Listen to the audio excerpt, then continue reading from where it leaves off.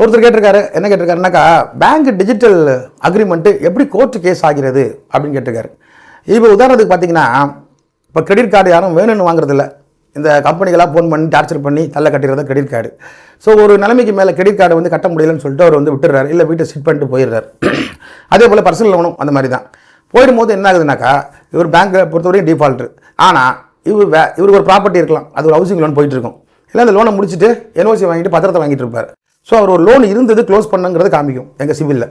அப்படி தான் ஒரு நபர் வந்து பார்த்தீங்கன்னாக்கா, லோனை முடிச்சிட்டாரு, ஸ்டேட் பேங்க் ஆஃப் இந்தியா லோனை முடிச்சிட்டார், ஹவுசிங் லோனை முடிச்சுட்டு என்ஓசி வாங்கிட்டு ஆனால் அவர் கட்ட வேண்டிய வந்து ஒரு 3 கிரெடிட் கார்டோட பேலன்ஸ் இருந்திருக்கு. இந்த கிரெடிட் கார்டு அவார்டாக மாதிரி அப்படி நின்றுட்டு இருந்தது.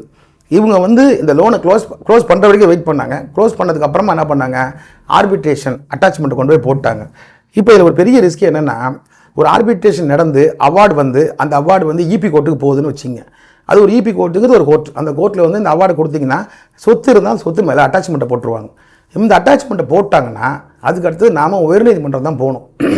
இந்த உயர்நீதிமன்றத்தில் போயிட்டு எங்களுக்கு தெரியாது, எங்களுக்கு தெரியாமல் வாங்கினா எக்ஸ்பார்ட்டி ஆர்டர் இது அப்படின்னு சொல்லிட்டு ஒரு செட்டில் தான் பண்ண முடியும் ஹைகோர்ட்டில். இப்போ வந்து டிஜிட்டல் அக்ரிமெண்ட்டில் சைன் தான் போட்டிருக்காரு, பட் ஹைகோர்ட்டில் கேஸ் நடக்குது. இப்போ அந்த ப்ராப்பர்ட்டி பார்த்தீங்கன்னா 1 crore ஒருத்தர் ப்ராப்பர்ட்டிக்கு வெறும் 8 லட்ச ரூபாய் தான் கேஸ் போட்டிருக்காங்க. இந்த 8 லட்ச ரூபாய் இன்றைக்கி வந்து பார்த்தீங்கன்னா நிற்கிறது பார்த்தீங்கன்னா ஒரு 18லேருந்து 22 லட்ச ரூபா நிற்கிது. ஸோ இப்போ வந்து அந்த ப்ராப்பர்ட்டி இருக்கிறதுனால இந்த பேங்க் அவ்வளோ சீக்கிரத்தில் உங்களுக்கு செட்டில்மெண்ட் கொடுத்துட மாட்டாங்க. செட்டில்மெண்ட் ஆப்ஷன்லாம் போயிடுச்சு, அதெல்லாம் எப்போ முடிஞ்சு போச்சு. இப்போ ஃபுல் அண்ட் ஃபுல் பேமெண்ட் தான் கட்ட வேண்டி வருது. அதில் எந்த வேவியும் கொடுக்க மாட்டாங்க. இல்லைன்னா ப்ராப்பர்ட்டியை வந்து அவங்க ஆக்ஷனுக்கு கொண்டு வந்துடுவாங்க, அதாவது ஏலத்துக்கு கொண்டு வந்துடுவாங்க. ஸோ இப்படிப்பட்ட நிலைமையில் வந்து இவர் கேட்ட கேள்விக்கான பதில் இதுதான்.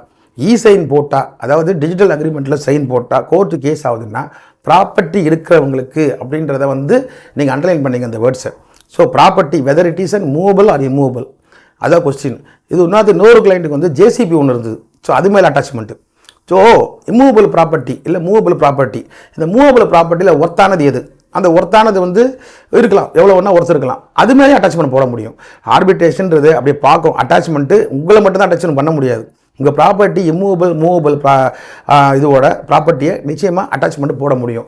அதனால தான் இவர் போட்ட அந்த லோன் அக்ரிமெண்ட்டோட சிக்னேச்சர் வந்து சிக்னேச்சர் தான் பண்ணார். அத்தனைக்கும் பேங்கர் நேரில் பார்த்து கூட கிரெடிட் கார்டு வாங்கலை, அவருக்கு சிக்னேச்சர் பண்ணார், கிரெடிட் கார்டு வீட்டுக்கு வந்துச்சு, அதை யூஸ் பண்ணி பணத்தை செலவு பண்ணார். அதுக்கப்புறம் சில சூழ்நிலைனால கட்ட முடியாமல் போயிடுச்சு. இப்போது அவரோட ப்ராப்பர்ட்டி மேலே அட்டாச்மெண்ட் போய் கோர்ட்டில் கேஸ் நடந்துகிட்ருக்குது. இப்போ கூட அந்த கோர்ட்டில் வந்து கேஸ் வந்து நிச்சயமாக ஒரு சாதகமான தீர்ப்பு வரும்னு சொல்ல முடியாது. அவங்க மிஞ்சி போனால் மீடியேஷனுக்கு வந்து கொடுப்பாங்க. இதை வந்து சமரசம் பேசி தீர்த்துக்குன்னு சொல்லிட்டு இலவச சட்ட உதவி மையத்துக்கோ இல்லை வேறு ஏதாவது மீடியேஷன் சென்டருக்கோ கொடுப்பாங்க. அங்கே நமக்குள்ளே பேசி தீர்த்துக்கிட்டு இந்த பிரச்சனையை முடிச்சுக்கணும். ஸோ ஒரு டிஜிட்டல் சிக்னேச்சர் இந்த கோர்ட்டு கேஸ் வரைக்கும் போகிறதுக்கான வாய்ப்புகள் இருக்குன்னு சொல்லி முடிச்சுக்கிறேன். நன்றி.